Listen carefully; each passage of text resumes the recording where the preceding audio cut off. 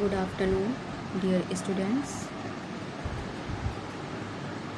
Myself, Dr. Neha Srivastava, Assistant Professor, School of Agriculture.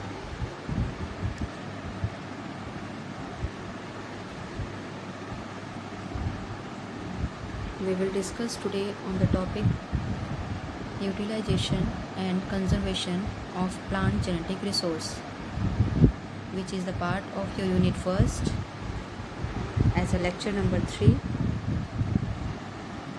of the subject Crop Improvement 1 with the subject code GPB 311 of 5th semester.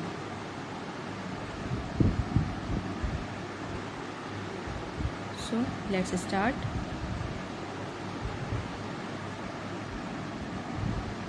These are the outlines which we will discuss today. I will just read all the outlines data.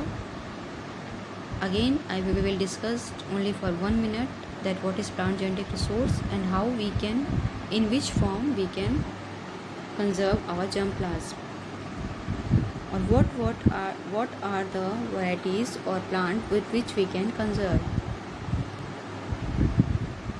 Then just we will remind the historical aspects of plant genetic resource, that when it came on the first time, when it started. Next we will discuss on the Indian plant genetic resource management system, that in India when it started, and what is the management system of conserving plant genetic resource. That in India, what is the management system of conserving plant genetic resource. Next, which is the main topic through which we will go, that is the activities of plant genetic resources. What are the activities of plant genetic resources? We will discuss all those activities. Under these activities, your topic comes, which is the discussion of topic today, that is utilization and conservation.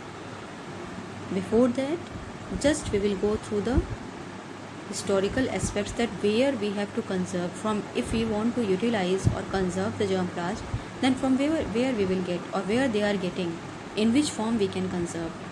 Okay, that's why I have kept some slides. After that, the learning outcomes, that what you will come to know today after hearing this video lecture, or after knowing on this topic. After that, references. Okay, now we will go one by one through every topic. The first topic was about plant genetic resource. As earlier in lecture, I have told you that the plant genetic resource creates variability, because it has different types of species of a single crop. In this picture, you can see very clearly that, like example, you see that in this picture, maize has different types of maize, different variety species of maize, means variability is there within the same crop. Next, you can see in wheat also, it's like that. Here chickpea, corn, kabli chana, and many are there. Grams are there, pulse crop are there. So it's many, variability is there. So here only you can say that how much variability is there, diversity is there. So it's a agriculture biodiversity which we are seeing, and this is because it is conserved. Every wild relatives, wild varieties, or we can say wild cultivars, land races, or are conserved in as a plant genetic resource, so that everyone can utilize and use it. Not everyone, means breeder or researcher, can use it in their research program. After that only these types of variety are releasing. So plant genetic resource is a creates variability, or it's a creates biodiversity. So under plant genetic resource we are conserving crop species. So what we can conserve as a crop? We can conserve, I have told you in earlier lecture also, that we can conserve land races, farmers variety, wild relatives or wild cultivars, molecular level DIN libraries means DIN segments, mutants, and also we can conserve absolute variety, special breeding lines means which are under process, primitive cultivar, pre-breeding material, released varieties, genetic stock and testers also we can conserve, which we use in the hybridization program, then parental lines of hybrid. These all things we can conserve as a plant genetic resource. So how we will use these things? Okay, we will go through one by one. First we will discuss the historical aspects of plant genetic resource. What are the historical aspects? In 1968, Sir Otto Frankel was a scientist who coined the term genetic resource. Why he coined the term? So that everyone should be aware, or the plant breeder should aware of the loss of germplasm, gradual loss of germplasm. Germplasm was losing. That's why he coined the term genetic resource in 1968, so that every breeder should come to know that the gradual loss of germplasm. After that, in 1970, USA initiated this action to collect, conserve, and utilize and evaluate the plant germplasm resource. When corn leaf blight was outbreak, after that only they came to know that we have to conserve our germplasm. After that, in 1882, Candolle was the first botanist. You have heard this scientist's name also. He published one book named Origin of Cultivated Species, which told the origin of crop plants, so that every breeders come to know about the origin of crop plants. After that, in 1926, N.I. Vavilov, he was a very famous Russian explorer, genetist also.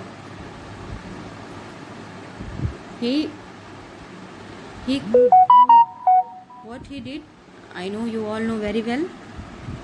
He gave 8 center of origin in 1951 with 3 sub-center of different plant species. That for every crop he given 8 center of origin and 3 sub-center. After that, in 1961, FAO organized the first international technical meeting. For what? For exploration and introduction of crop. Then in 1968, finally, one crop ecology and genetic resource unit was established. In 1968, first crop ecology and genetic resource unit was established. Then in 1964, International Plant Genetic Resource was established in Rome. International Board of Plant Genetic Resource, IBPGR. It is established in 1974 in Rome, which is renamed as a International Plant Genetic Resource Institute, because it's autonomous organization, transformed into autonomous organization, and it's started to assist the developing countries. In India, finally in 1905, conservation of plant genetic resource was initiated. So whenever if anyone will ask you that when plant genetic resource was started in India, then in 1905. and the institute named National Bureau of Plant Genetic Resource is established in New Delhi in 1976, which have various crop species conservation. So these was the history of plant genetic resource.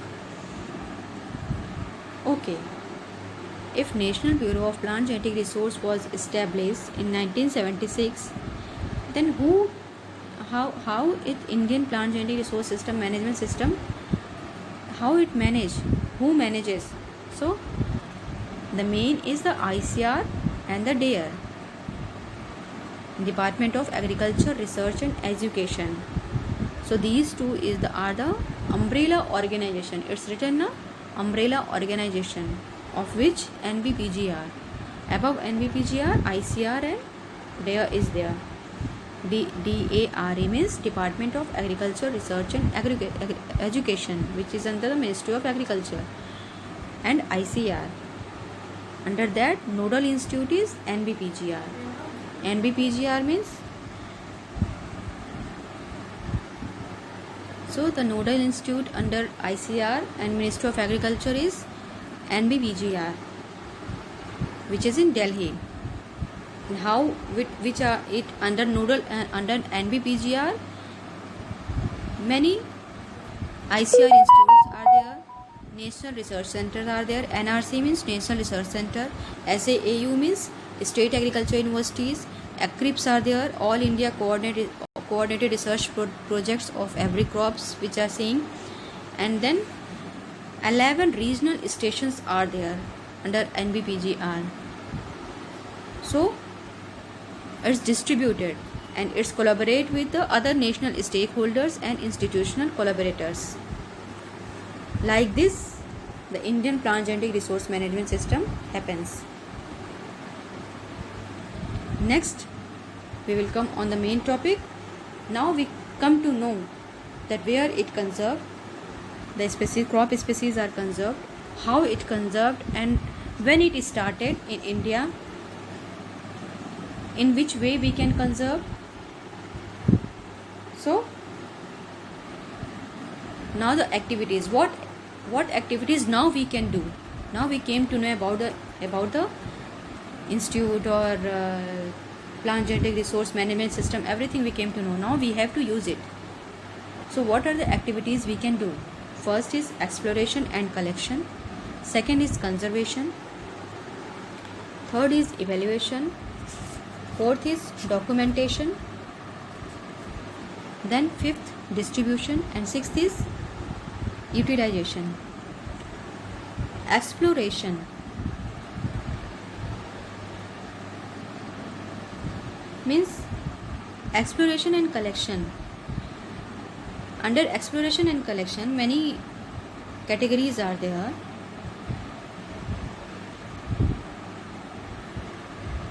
We will come to know that also. Let us start. Exploration and collection. So what are the activities we have to do? That is source of collection. First thing we have to know that what is the source of collection. Exploration means the trip for collection of various crop species, plant and their related species. That is called exploration. So the source of collection. What will be the source of collection? From where we can collect? The source of collection can be any research institute or ICR institute, agriculture university. So we can collect it from their any institutes. Then priority of collection. What will be the priority of collection?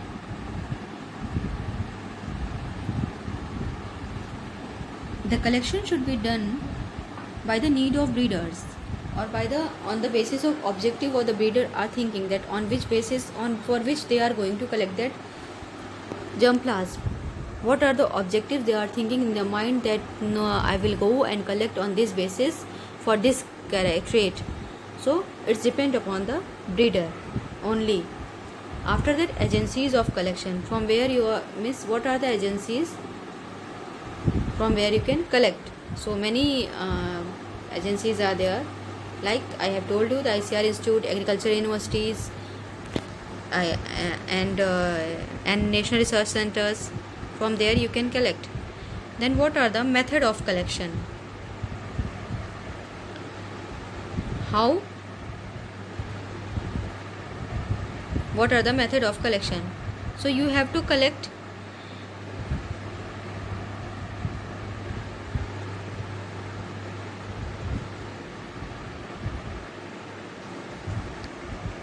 yes. Then when method of collection means the sampling. What are the means how we have to collect on the basis of sampling procedure or method of sampling. Next is method of sampling. Sampling you can do, you can collect either random or selective. Randomly you have to collect, or selective, on the selective basis. What should be the sample size when you are collecting? So it has suggested that if you are collecting plant species, then it should be 50 to 100 plants from each sample, and if you are collecting seed, then 2500 to 5000 seeds from each sample. So these are the sample size. And method, you have to collect either random or selective, on the selective basis. Next, so these are the some exploration and collection steps which we have to, before utilization you have to explore and collection. Next was our topic was conservation. Okay, now we have explored everywhere, means go here and there, then collected our germplasm or crop species, then we have to conserve it. So how we will conserve? See, we have to conserve in these category, that is strategies for conservation. So it's well known that we can conserve by two ways, either in situ or ex situ. In situ means if you are conserving in its natural habitat, original habitat, then it is called in situ conservation. And if we are conserving in outside the habitat or in not in natural condition, then it is ex situ condition, or away from the natural habitat, then it is ex situ conservation.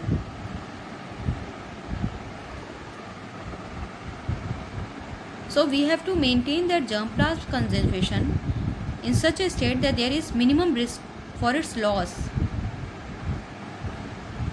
either in the field or as a seed, where you have to conserve.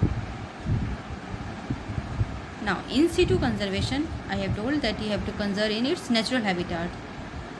So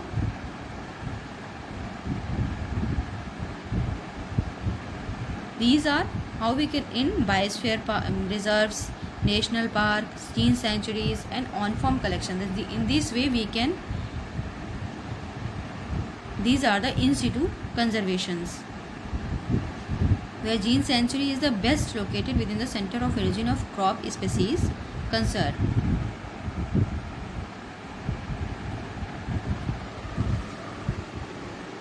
Some merit and demerits are also there for in situ conservation.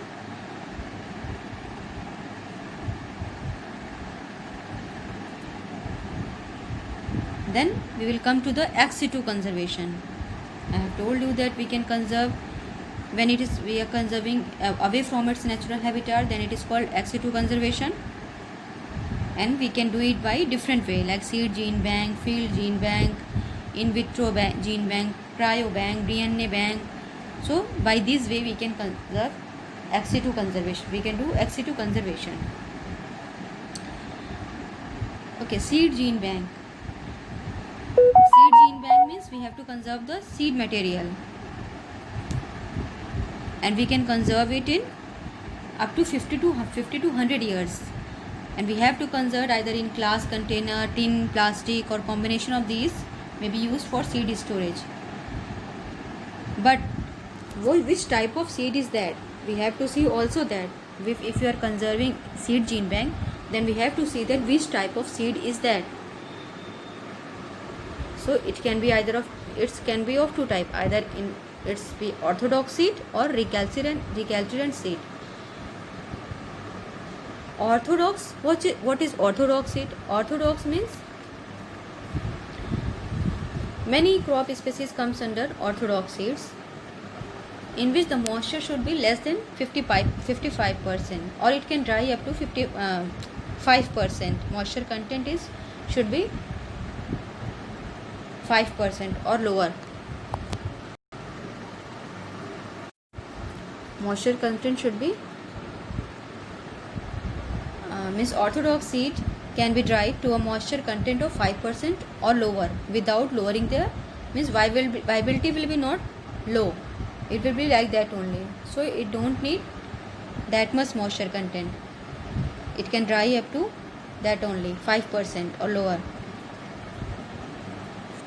And many crop species come under orthodox seed. After that, next is recalcitrant seeds. These seeds viability depend upon the moisture content. If the moisture content is reduced 12 to 30%, less than 12 to 30%, then it will started to lose their viability.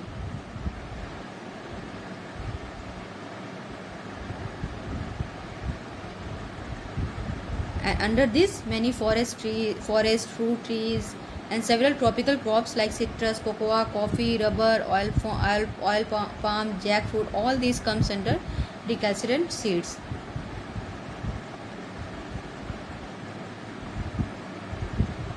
So after that, next is field gene bank. We will talk about something about field gene bank.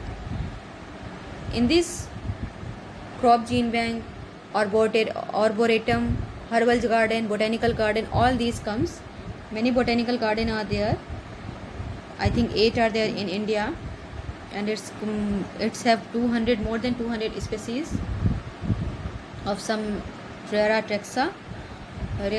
So, and several ICR crop institute are also there, which are using as a crop gene bank. So like this we are conserving in field gene bank. Next is in vitro gene bank.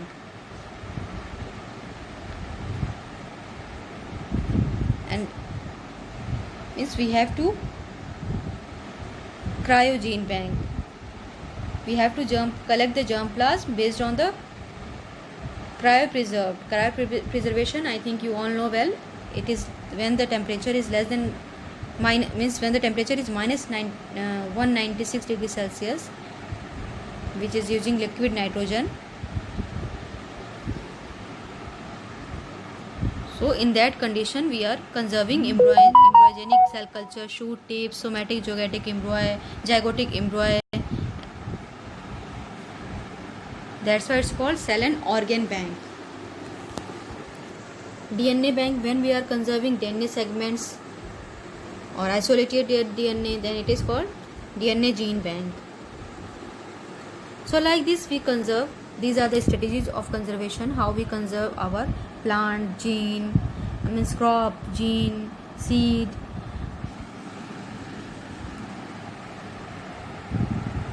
Next is evaluation. Then we did conservation, then we have to evaluate it. How we will evaluate? Evaluation is referred to the screening of germplasm. We have to screen the germplasm with different characters: morphological, genetical, economical, physiological. Why? To identify the gene source of biotic and abiotic stresses, so that we can get clear picture about the significance of that germplasm line. If any germplasm line is giving positive result, means just take example that in field many crop species are grown, many germplasm line are grown. Among them only 2 are there which are not affected by any disease attack. So that line we can multiply in next generation, except that line we can multiply in which is not affected by disease. We can go through that.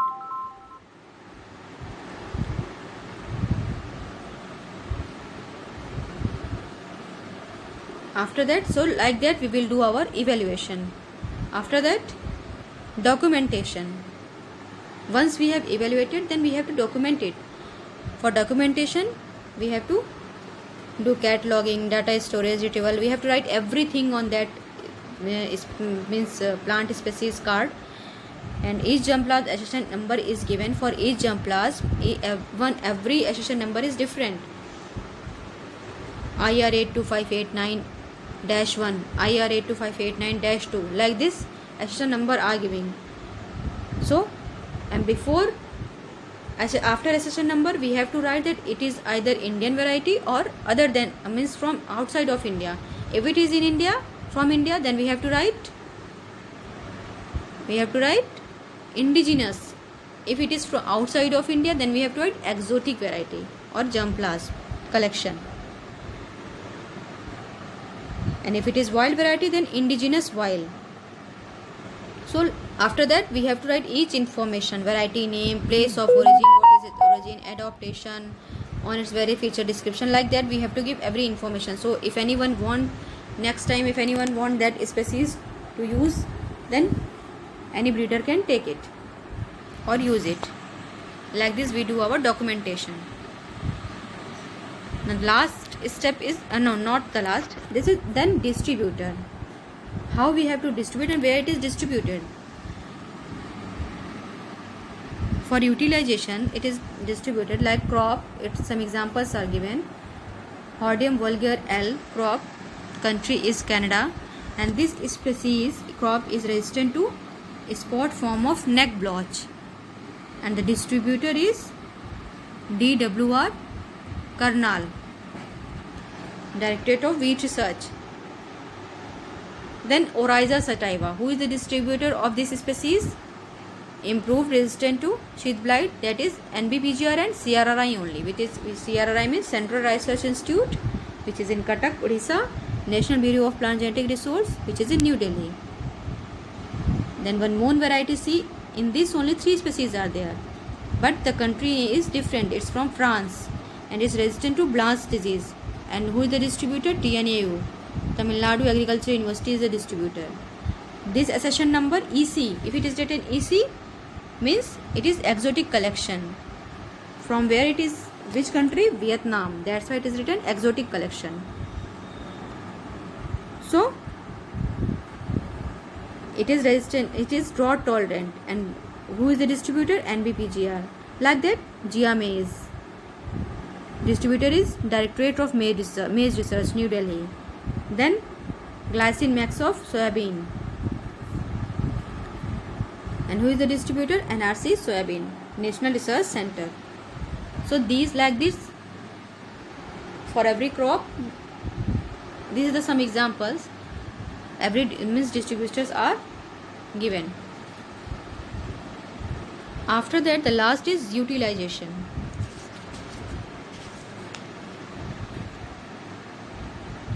The germplasm can be used in a breeding program in 3 ways. Means how can we utilize? In 3 ways only. First, we can use directly as a released variety. Second, we can use for selection or developing some variety. So what the researcher and breeders are using?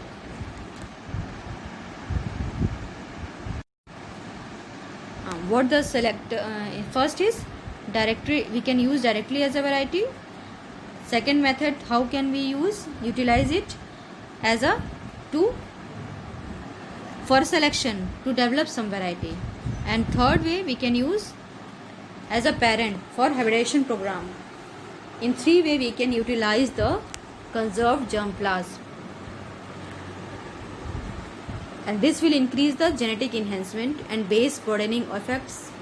This will promote sustainable agriculture through diversification. Border diversity in crop will increase. It will promote development and commercialization.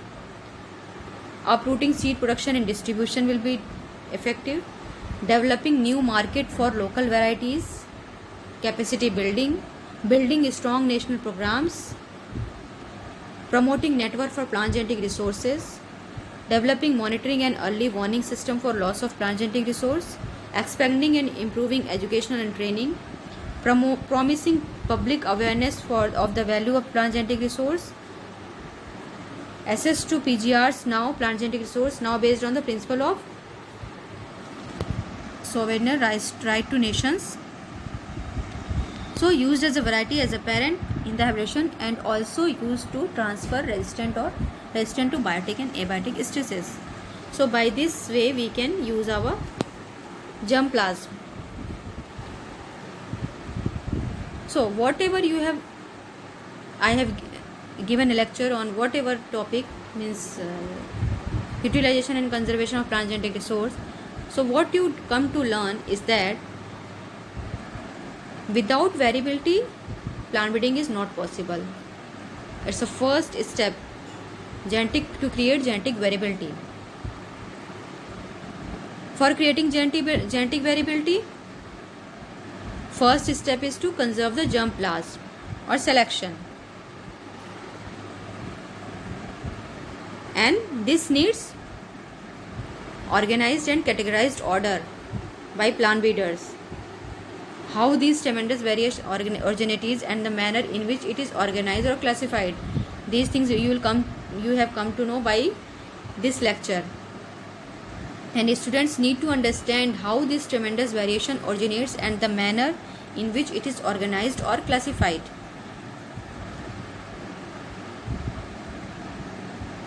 And they need to know the sources to which breeder may go to find germplasm, means where you have to find germplasm to initiate your breeding program for selecting material for breeding. So it is important to collect, properly use, manage and conserve to avoid irreparable loss of precious genetic material. So after completing this chapter, the student will come to know that how many types of germplasm are there, what are the source of germplasm, from where we can get, and what are the mechanism how we can conserve our germplasm. Other than this also you can come to know many things. So we have discussed today all these things, that plant genetic resource, what we can conserve, how it is creating diversity or variability, historical history, we came to know the history of plant genetic resource,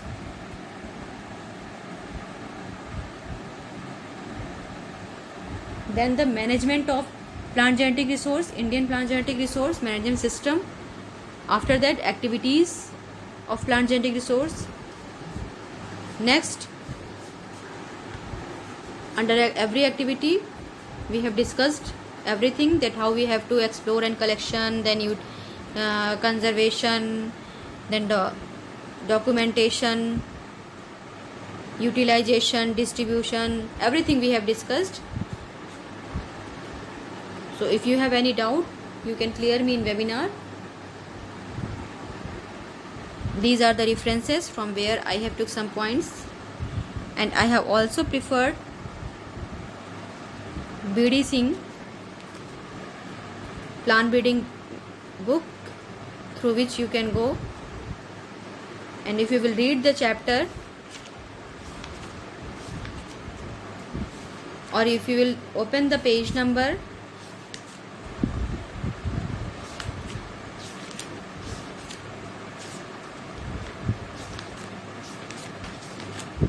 chapter number 2, it's given germplasm conservation.